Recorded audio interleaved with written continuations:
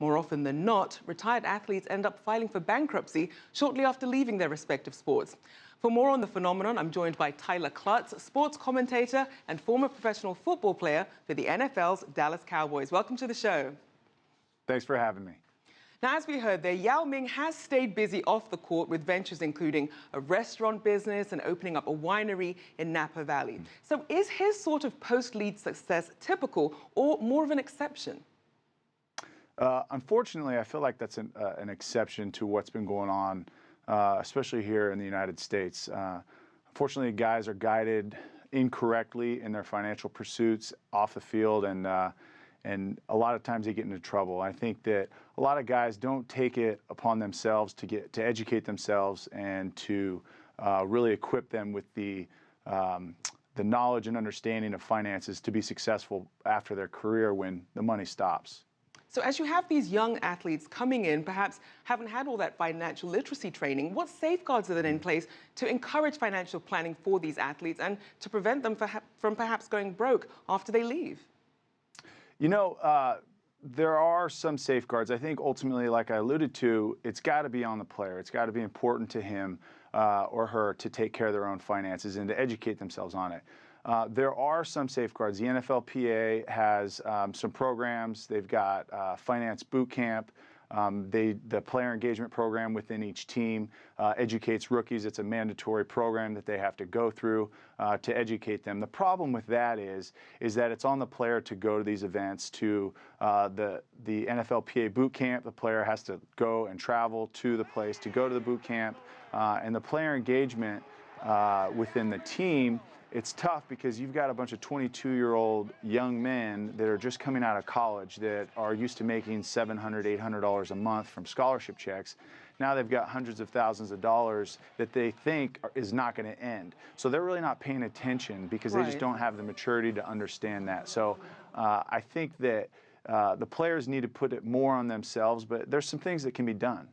Now, as we said, we've been talking about what happens after some of these people leave the league. And a widely cited Sports Illustrated report from Pablo Torre discussed some of these post-league finances, specifically when it comes to NFL players. He said by the time they've been retired for 2 years, 78% of former NFL players have gone bankrupt or are under financial stress because of joblessness or divorce.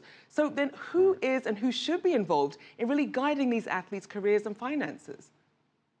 You know, I think the education needs to start at the collegiate level. I think once players are at their professional level, a lot of people start coming around with their hands out asking for things and saying that they know, hey, well, you need to invest this way, you need to do that.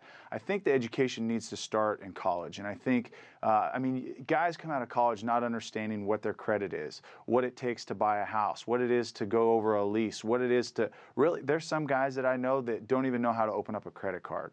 And I think if you can create some mandatory classes or curriculum that the NFL/NFLPA can create and implement that as a college course for credit, I think that you can educate guys at a younger age where they can then make wiser decisions once they have some money in their bank account. Once there's money in the bank account, people start coming around. It's like blood in the water, and athletes are attacked, and it's really kind of a sad situation.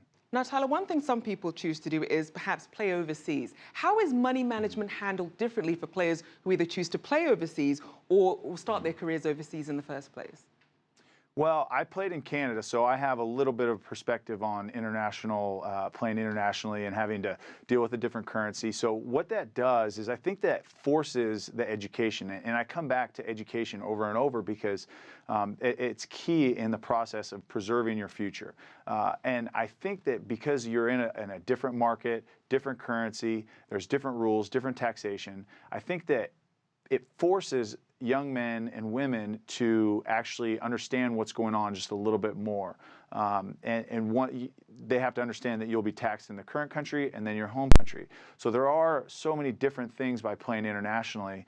There's a lot more opportunity, there's exposure, there's a chance to continue playing the sport that you love, and you are compensated for it. So when people go internationally, I think that because you have to go into a new setting and, again, new currency, you have to be educated a little bit more on your surroundings.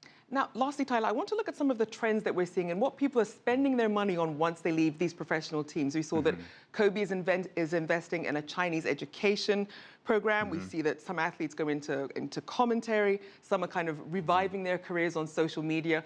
How have the trends been changing, and what do you think is really the way to go? You know, it has changed, like you said. You know, back in the day, it was car dealerships. A ton. You know, you've got the John Elways that had a ton of car dealerships, and they invested that, and that was what guys did in the 80s, the 90s. Nowadays, with social media and the reach that athletes have and the platform that athletes have, it's completely changed. There's still the quote-unquote sexy investments that a lot of guys get drawn to, the real estates, restaurants, stuff like that, that are very risky. But with social media, there's a lot more marketability for players, and there's more income available for them through that via social media. Well, hopefully we'll start to see more success off the courts for some of these players. Thank you so much for joining us, Tyler Clutts, Thanks for having me. sports commentator and former player for the NFL Dallas Cowboys.